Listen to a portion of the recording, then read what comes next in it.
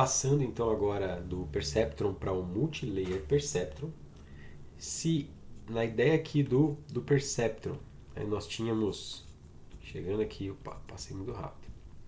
Se a ideia do Perceptron era ter um cenário em que eu tenho vários neurônios, vários exemplos aqui de entrada, vários features de entrada, e eu gero uma única saída, esse tipo de rede neural ela é boa para quando eu tenho um cenário em que o alvo é um único valor. Então aqui eu posso ter esse alvo aqui, ele pode ser um valor que é uma regressão, ou seja, um valor contínuo, ou ele pode ser um valor que me indica uma entre duas classes. Então, se por exemplo a classe 0 ou se ele é a classe 1. Então, esse aqui poderia ser dado por um perceptron. Se eu tenho, por exemplo, um problema de classificação, em que eu tenho um classificador binário, quero saber se eu tenho um cenário 0 ou 1, eu consigo utilizar um perceptron. E quanto mais perto aqui eu tiver do 0 é da classe 1, ou é da classe 0, ou da classe 1. Então, são problemas binários. Por exemplo, se eu tenho um cenário de fraude ou não fraude. Não fraude é 0, 1 é fraude, por exemplo. Como é que eu sei isso? Eu poderia definir com base em uma função sigmoide, e aí eu olho e eu faço um corte. Se a resposta da função sigmoide for menor do que meio, então eu indico que tem aqui meio aqui, no meio do caminho. Se ela for menor do que meio, não é. Se for maior ou igual, é. Outras coisas que eu poderia fazer aqui. Eu poderia fazer uma regressão. Então, ao invés de que está entre 0 e 1, eu poderia, por exemplo, o valor de um imóvel. Como é que eu faço isso, né? Um valor de imóvel é sempre positivo, certo? É sempre maior do que 0. Então, eu poderia utilizar uma função ReLU, que é aquela função ali que a gente já viu. Essa aqui. Então, ela vai zerar qualquer valor aqui negativo e me dar um valor positivo na resposta. Então, eu consigo utilizar um perceptron. Bom, quando eu não consigo utilizar, por exemplo, quando eu tenho um cenário multiclasse, não dá para utilizar um único neurônio. Aqui eu tenho um problema de classificação de dígitos, em que eu quero treinar uma rede neural para me responder se uma imagem aqui como essa, contendo 28 por 28 pixels. Então tem uma imagem dessa aqui, tem 28 por 28 pixels. Eu quero saber se ela é do dígito 0, 1, 2, 3, 4, 5, 6, 7, 8 ou 9. Então é um problema com 10 classes.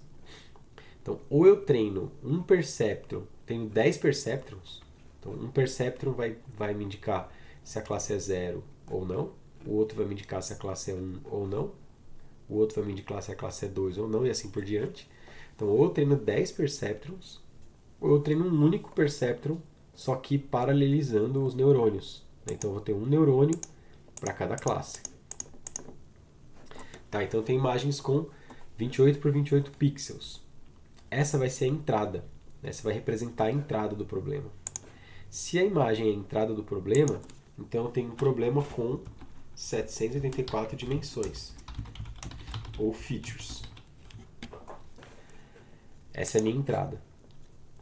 As redes que a gente vai utilizar do tipo perceptron, ou seja, cada neurônio tem aquele formato, né, W transposto B, né, W transposto X mais B. E eu vou utilizar um algoritmo do gradiente, da descida do gradiente, com 32 imagens no batch, ou seja, a cada etapa de treinamento, ele vai ver 32 imagens para poder adaptar os seus pesos W e valores B de bias. A camada de saída tem que conter rótulos para as 10 classes do problema. Então vamos ver como é que a gente vai formular isso. Bom, antes de começar a formular, eu tenho que entender aqui uma coisa nova, um conceito novo, que é o conceito de softmax. Nós vimos outras funções de ativação, ReLU, sigmoide, etc. A função softmax ela pode ser utilizada como classificador porque ela permite normalizar a saída de forma a somar 1. Isso é muito interessante porque eu consigo interpretar cada valor como sendo uma probabilidade. Lembra que eu tinha falado para vocês lá dos scores, né? Então eu tenho, por exemplo, um score -1, um score 50, um score 100. Então, ao invés de utilizar esses valores aqui, que são difíceis de interpretar, a gente vai converter isso para um valor entre 0 e 1. De forma que eu tenha algo parecido com isso aqui, por exemplo. Eu tenho, sei lá, 0,25, 0,025, 0,75. Então, dessa forma, ao invés de eu interpretar esses caras aqui como valores totalmente arbitrários, esses valores aqui são totalmente arbitrários, eu interpreto eles como uma ideia de probabilidade. Então, ou seja, a primeira classe tem 0 probabilidade o elemento aqui tem probabilidade 0 de pertencer à classe 1, 25% de pertencer à classe 2, 75% de pertencer à classe 3. Isso é mais interessante de se interpretar e mais tratável também para alguns cenários, inclusive para as funções de custo que nós vamos utilizar. E na saída, então, para como é que a gente faz? Né? A gente computa o softmax da estimativa para um determinado valor y, chapéu, a exponencial dele dividido pela soma do exponencial para cada classe. Então ele normaliza dessa forma.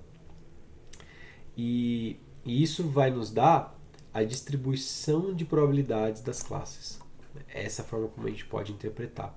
É a distribuição de probabilidades para cada classe do problema. Isso vai ser depois comparado com um vetor das probabilidades reais. O rótulo, então, passa a ser um vetor binário contendo 1 na posição da classe correta. Isso a gente chama de one-hot encoding. Então, se eu tenho, por exemplo, a saída do classificador é essa aqui, qual seria a classe correta? Vamos supor que a classe correta é a classe 1, que é a classe 2 aqui. Então, o que o rótulo verdadeiro tem? Tem esse formato aqui. Então, ele tem esse formato. Ele vai ter 1 apenas na posição da classe correta e 0 nas outras. Por isso que ele é chamado de one-hot encoding. Então eu vou comparar esses dois. Esse aqui seria, o primeiro aqui seria o y chapéu. Se eu consigo digitar aqui, y chapéu. E o outro seria o y. E aí o que eu quero saber é qual é a diferença entre os dois. Quão bom está esse modelo aqui, com base no valor real, que é esse aqui. Então o softmax vai nos permitir fazer esse tipo de solução. Reparem que se fosse valores arbitrários, seria muito mais difícil aqui para eu poder chegar nessa solução. Bom, aqui nós vamos ter uma rede neural rasa com uma única camada. Então suponha que eu tenho um vetor, tenho uma imagem aqui, uma imagem, tá, valor, o dígito aqui é 4, ela tem 28 por 28 pixels, só que a rede neural ela não recebe imagem, ela recebe vetor só, né, com várias features. Então o que eu vou ter é um vetorzão contendo 784 valores, como se fossem 784 features. Cada feature, cada elemento aqui,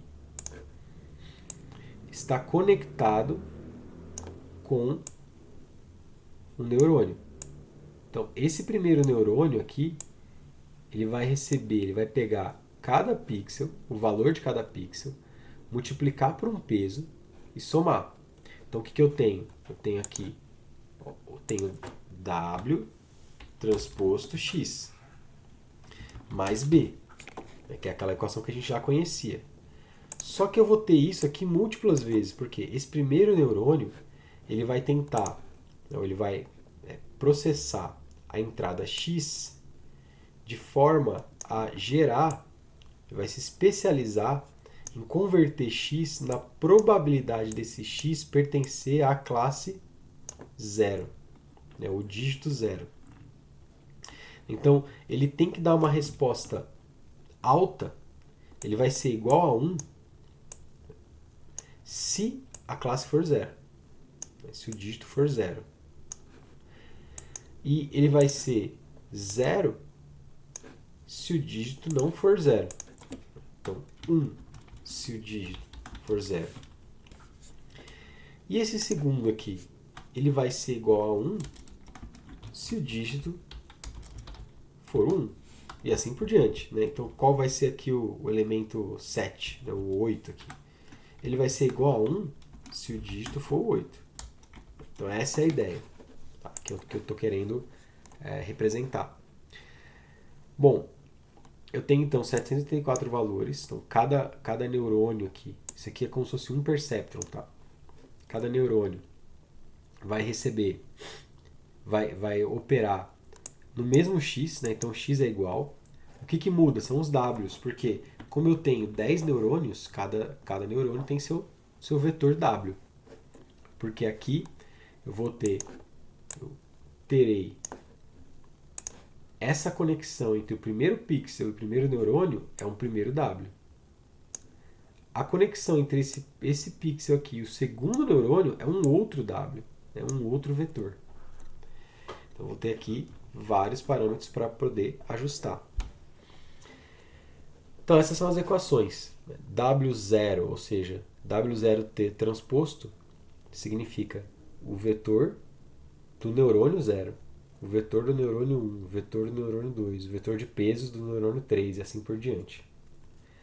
E o B é fixo, né? O B é só um valor. Então, como é que isso aqui eu consigo, de alguma maneira, eu consigo... e depois eu aplico a função softmax, né? Porque a função softmax, na verdade, ela é aplicada com base em todos eles, né? Eu vou precisar de todos os valores aqui para aplicar o softmax. Eu coloquei aqui softmax 0, 1, 2, 3, 4, 5, 6, 7, 8, 9 só para facilitar. Na prática, que eu teria... eu pegaria todos eles e aplicaria softmax de uma vez só. Em todos eles. Bom, eu consigo formular isso, ao invés de várias equações, como sendo uma multiplicação matricial, tá? Porque fica mais fácil. Então, como eu tenho 10 classes, o tamanho do batch é 32 e eu tenho 784 características por imagem, como é que fica isso? Se a gente puder pôr aqui, vamos fazer assim, pronto. Então eu tenho entrada 784, saída 10, tamanho do batch 32 elementos. Então o que eu sei? A minha entrada, o x de entrada, ele tem tamanho, o x, tamanho 784, quer dizer, 32 por 784. Por quê? São 32 imagens no batch por 784 pixels. Bom, y, qual é o tamanho? 10. Bom, então, com base nisso, eu consigo definir qual vai ser a operação que eu preciso definir aqui. X, W mais B. Então, eu consigo definir o tamanho dos outros dois. Bom, se eu preciso fazer de forma que x mais b é igual a y, eu preciso de algo que pegue 32 por 784 multiplicado por um w somado com um b vai dar 10. Um vetor de tamanho 10. Então, uma matriz desse tamanho. Bom, então, aqui a gente pode fazer algumas contas. Né? Como é que eu posso fazer para que isso aqui seja do tamanho que eu preciso? Então, essa matriz aqui de pesos W, lembrando, né? Ela vai ter aqui a matriz de peso, na verdade, é a concatenação dos vetores de cada neurônio. Então, o que eu tenho? Vamos passar ele para cá. O que eu vou ter é W sendo 784 por 10. Por quê? São 10 classes de saída. Mais o B, que vão ser 10 também. Então, eu só posso ter essa configuração. para poder fazer funcionar esse problema aqui que eu tenho. Então vai ser isso. Eu tenho então uma entrada em que cada linha é uma imagem e cada coluna é um pixel.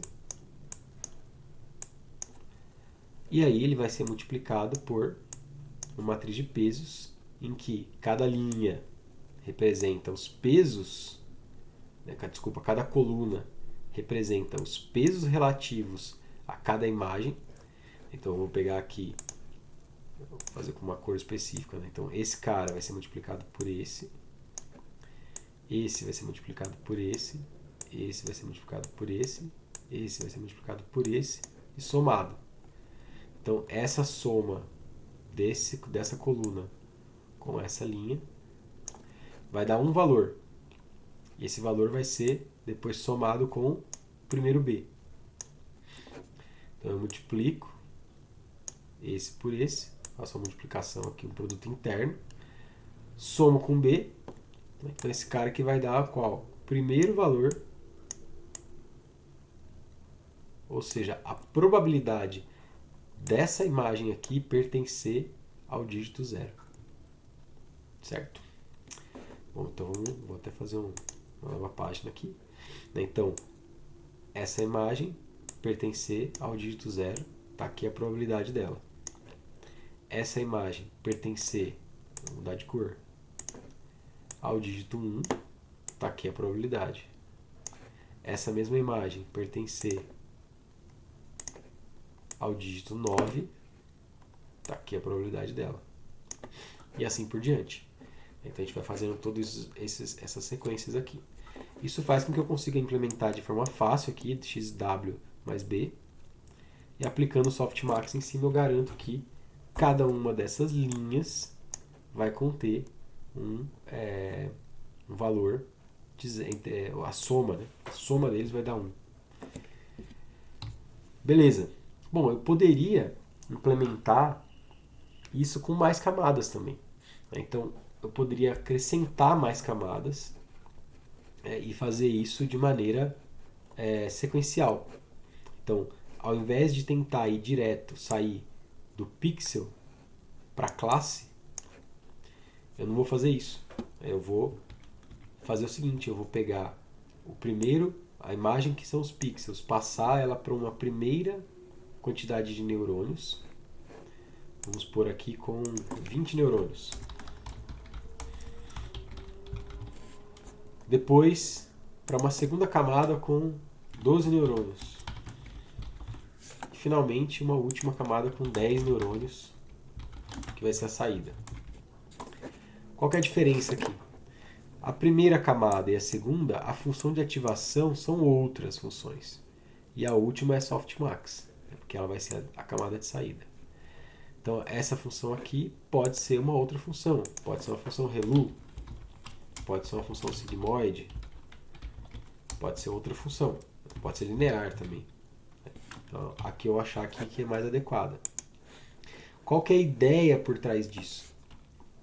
Ao invés de eu tentar, então, sair direto, pegar a imagem, os pixels da imagem e adivinhar qual é a classe, ou aprender qual é a classe, eu vou fazer da seguinte forma. No primeiro etapa, porque veja, nessa primeira rede aqui, o que eu teria que ter? Teria que ter o seguinte, eu tenho a classe 4 aqui, ele vai ter que dar 1 para a classe 4 e 0 para todas as outras. Então 0 para todo mundo aqui. Isso aqui é o cenário ideal. Isso aqui é o que minimiza a função de custo, a função de perda, perfeitamente. É isso aqui que eu gostaria que fosse a saída. O problema é que é uma transformação complexa. Para eu sair de um vetor aqui de 784 dimensões para um que já me dá de cara que num neurônio 0 todos os outros, pode ser muito difícil. Então eu posso separar esse problema em etapas. Na primeira etapa eu transformo a imagem reduzindo a dimensionalidade dela. Poderia aumentar também. Dependendo dos cenários funciona muito bem. Então eu reduzo esse problema em partes, eu quebro ele em etapas. Então, na primeira etapa, por exemplo, eu não preciso ter direto aqui 1 e o resto 0. Eu posso fazer com que certos neurônios se especializem em certas características dessa imagem. Então, eu posso ter, por exemplo, certos neurônios aqui que estão mais relacionados a padrões que têm a ver com a parte de cima da imagem. Esse outro neurônio aqui, ele tem mais a ver com a parte de baixo da imagem. Então ele está se especializando em partes da imagem, não olhando ela como um todo. Numa segunda camada, ele vai combinar essas outras. E aqui eu pus verde aqui, quanto mais verde, mais perto, maior é o valor, tá? E vamos supor que esses outros aqui em branco estão 0. Então ele vai combinar. Então a ideia é, eu combinei aqui neurônios que se especializam em certas partes, eu recombinei eles de novo. Então ele está combinando aqui, comparando partes das imagens, gerando outras features. Então é como se eu tivesse os pixels de entrada, que representam as features aqui são pixels. Na segunda, eu poderia interpretar isso como combinação de pixels. E aqui é a combinação da combinação dos pixels. E aqui, enfim, são as classes. Então é como se eu estivesse gerando espaços de características intermediários. Então eu tenho um espaço de features de entrada, e esse aqui é um outro espaço de características, esse é um outro espaço de características, e é sobre esse espaço aqui que eu vou classificar. Então essa é a ideia. Né? Então eu vou tendo... eu não preciso de cara aqui entregar um valor 1 no neurônio e 0 nos outros diretamente. Posso fazer isso por partes. Isso ajuda bastante aqui o processo. E aí tem algumas definições importantes, a gente já até viu no código, é que eu tenho o passo de forward. Esse tipo de rede é chamada de rede neural feed forward, porque ela recursivamente observa exemplos de entrada e adapta os pesos para todos os parâmetros da rede. O passo de forward é o passo em que todos os neurônios processam a entrada e que a gente computa a perda em cima dessa entrada, que pode ser uma única entrada ou pode ser também um batch, ou pode ser todas, né? Todos os valores, a média de todos. E eu tenho um segundo passo importante, que é o backpropagation. É um algoritmo que usa a formulação da regra da cadeia de cálculo para calcular o gradiente da função de perda e propagar esse gradiente pelas camadas de neurônios. E ele sempre inicia adaptando da última para a primeira camada. Por quê? É na última camada que eu consigo saber se essa saída está certa ou errada. E é aqui que eu computo, né, aqui em cima, que eu computo qual é o custo. Por exemplo, vamos supor que esse custo aqui é um custo de 0, é 1.2 esse custo. Tá, então, esse custo de 1.2 é o custo com relação aos pesos computados em cima dessa camada. Então, eu vou usar esse 1.2 para adaptar esses pesos aqui. Como é que eu faço isso para adaptar esses aqui? Então, isso é feito usando a regra da cadeia. Isso significa que o peso, o custo não vai ser o mesmo. Tá? A magnitude dos custos não vai ser o mesmo. Ele começa com o valor original, ele vai decaindo depois, a gente vai ver isso um pouco mais para frente em detalhes. Tá? Mas basicamente é isso. Então ele vai usar a regra da cadeia para ir fazendo um com relação ao outro, tá? Progressivamente. E como é que a gente interpreta, no caso do perceptron multicamadas, o número de neurônios? Bom, o número de neurônios da camada de saída pode ser interpretado como várias retas. Então, se eu tenho uma função linear, que é um perceptron, é uma função linear, e eu tenho aqui, por exemplo, nesse caso, duas classes. Né? Tenho duas classes de um problema. Então, se nesse caso, né, eu tenho duas classes, então o que eu vou ter aqui? Vou ter um neurônio de entrada e eu tenho duas dimensões. Então, eu vou ter aqui duas dimensões. Ele vai me dar o quê? Uma saída. Certo? Um vetor y aqui, um valor y de saída. Nesse caso, né, de um perceptron, né, com duas entradas e uma saída, um único neurônio, eu tenho uma reta. Então ele permite classificar em duas partes. Então ele está classificando aqui a região para cima aqui da reta é triângulo azul, para baixo é bolinhas vermelhas. Ah, tem um erro aqui? Tem um erro, mas beleza, né? É um neurônio só. E se eu adicionar mais um neurônio? Bom, se eu adicionar mais um neurônio, e aí eu tenho já um perceptron multicamadas. Por quê? Porque eu tenho que ter um neurônio aqui e um último para tomar a decisão final. Então ele vai ter, eu tenho uma entrada, né? Vou pegar aqui duas entradas de duas dimensões. Essa entrada ela vai para esse neurônio, para esse neurônio. Essa entrada vai para esse neurônio e esse neurônio. E no fim, eles dois são combinados no último que me dá a classificação final. Se é bolinha ou se é triângulo. É 0, 1. Então vai dar um valor entre 0 e 1. Tá, com dois neurônios, o que eu vou ter são duas retas. Então o que ele pode fazer? Ele pode ajustar algo como isso aqui. Ó. Ele pode dar duas retas que dão uma só classificação. Então ele vai combinar a classificação das duas, ele vai combinar a posição das duas retas em uma classificação só. Então a função aqui para dar 1, né, vamos supor que esse lado aqui é 1, ele tem que estar para cima dessa função e para cima dessa ao mesmo tempo, né, das duas, para poder dar 1. Se estiver abaixo de qualquer uma delas, ele vira bolinha. Então dá para ver aqui a diferença. Ó. Então aqui, com isso, com duas funções, esses dois triângulos aqui que eu estava errando, eu passo a acertar. E com 3? Bom, com 3 a gente tem um cenário parecido. Então agora eu vou ter 3 neurônios. Então a gente pode até pegar por aqui. Vamos ver se eu me lembro como eu faço para copiar isso. Devia ter aqui um selecionador. Aqui. Beleza, então eu tinha 2 neurônios. Agora eu tenho 3. Então isso significa que agora esses caras aqui também recebem e ele combina 3 retas. Então no final eu tenho 3 retas aqui para gerar a classificação final. Se eu tenho 3 retas, eu posso fazer uma superfície de decisão mais complexa. Então, veja que aqui ainda estamos no caso binário, tá? Então ele está combinando essas 3 superfícies aqui de decisão. E agora, que antes ele errava essa bolinha aqui, ó. Ele errava esse cara aqui, agora ele não erra mais. Ele consegue gerar uma superfície de decisão com 3 retas que inclui essa bolinha. Bom, e aí eu vou chegando num limite que, conforme eu vou aumentando a quantidade de neurônios, eu vou me adaptando cada vez mais ao conjunto de treinamento, mesmo que esse conjunto seja ruidoso, né? Então provavelmente essa bolinha aqui ela não está legal, né? Ela está no lugar errado.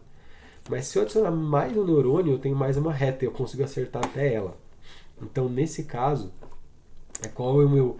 Com 4 neurônios, o erro do treinamento é 0.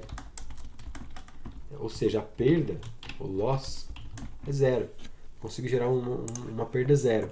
Já aqui dificilmente eu conseguiria. Né? Com apenas 3 retas, eu vou sempre ter uma perda positiva. Bom, isso é a forma como a gente interpreta a quantidade de neurônios para um caso binário. Tá? Para um caso multiclasse, é similar, né? De certa maneira, eu vou gerar o... Só que eu teria múltiplas classes aqui, né? Então eu gero uma primeira separação e depois uma segunda em multiclasses. E a gente vai interpretando dessa forma. Bom, como que eu calculo a perda geralmente nesses tipos de redes? Esse tipo de rede utiliza geralmente a perda da entropia cruzada. Se é entropia cruzada, vamos começar definindo o que é entropia, que é a quantificação da informação contida nos dados. Isso vem da teoria da informação. Para uma distribuição P qualquer de dados, a entropia ela é dada pela soma dos valores de P só que ela é feita com menos P de J log P de J. Tá? Essa é a definição aqui básica da entropia.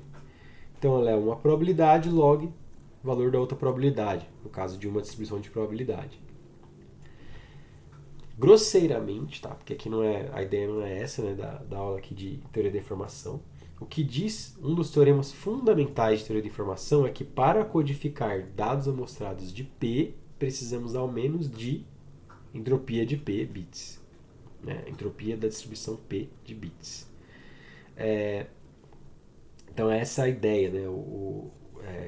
Claude Shannon, que foi um dos caras aí mais importantes para essa área, ele tenta encontrar a forma, né, de você encontrar a quantidade mínima de bits para que a gente possa comprimir dados.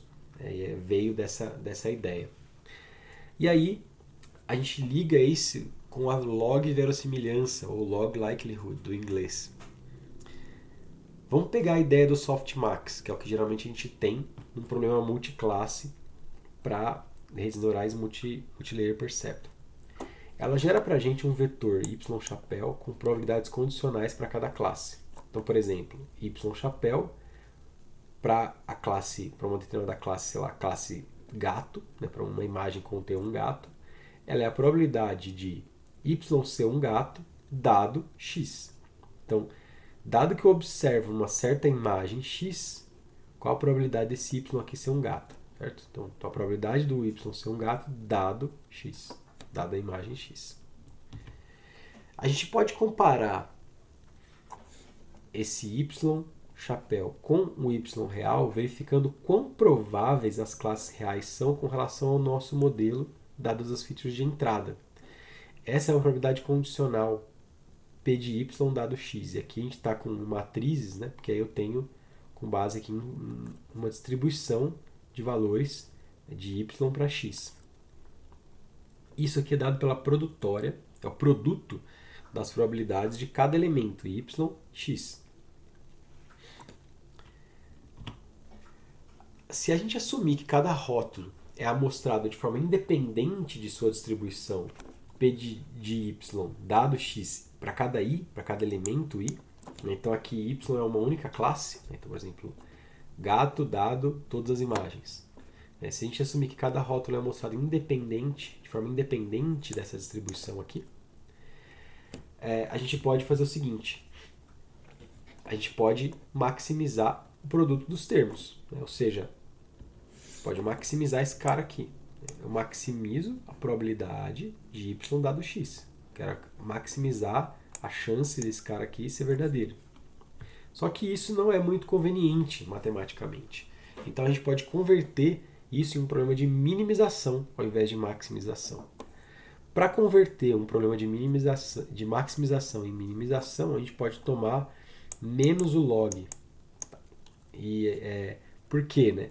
Lembrando que o log de um valor entre 0 e 1, ele é negativo. Né? Então, a gente consegue pegar aqui a ideia, né? A ideia base aqui do logaritmo, né? de um certo valor. E aí, isso faz com que a gente entenda, né? um pouco melhor a intuição por trás das coisas.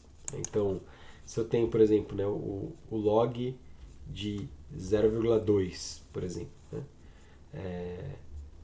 Qual que é o log de 0,2? É um log natural, né? Log de 0,2 é aproximadamente 0,7, menos 0,7. A gente troca aqui o sinal. Tá? Mas vamos lá. Então a gente faz menos o log. E o log é uma função, importante dizer isso, né? Depois a gente vai ver um pouquinho mais de detalhe, mas é uma função desse formato aqui assim. Né? Então a ideia é que eu tenho o logaritmo dessa função. Bom, aí o logaritmo da função, ela vai ser da função p de y dado x, é a soma dos negativos dos logs de p de y para cada elemento, dado x para cada elemento. É a soma de todos eles. E isso aqui pode ser escrito como a própria função de custo entre um elemento de real e um elemento previsto pelo meu modelo. Então, para cada par de rótulo y e a predição do modelo y chapéu ao longo das C classes, o custo, é que eu pus Q, mas é C,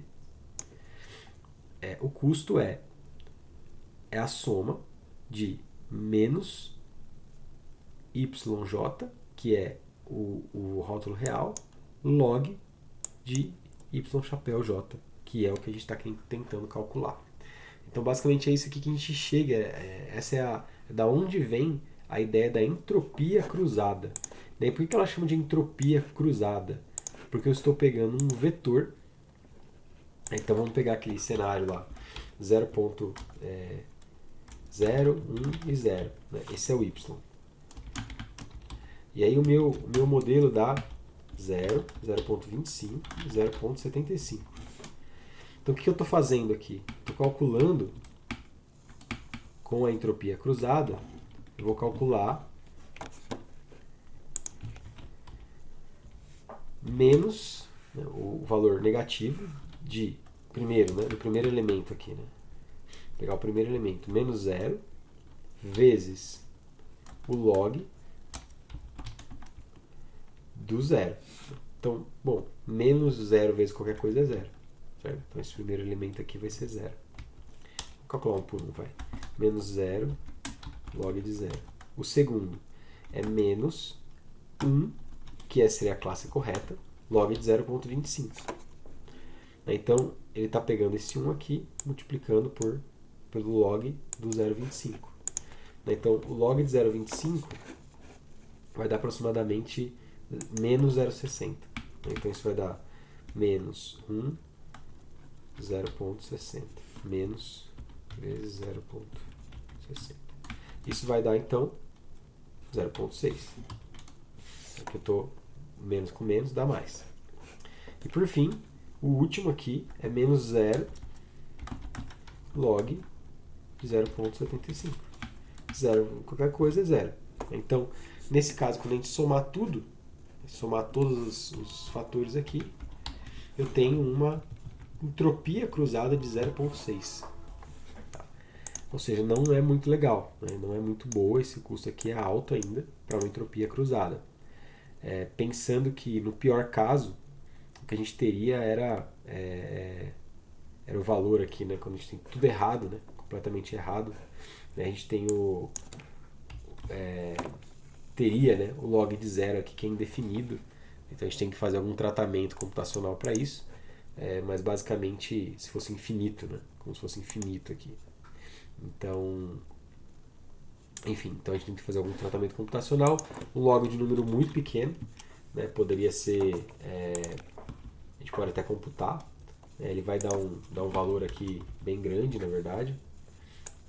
Então, se a gente pegar lá, log de 2 elevado a menos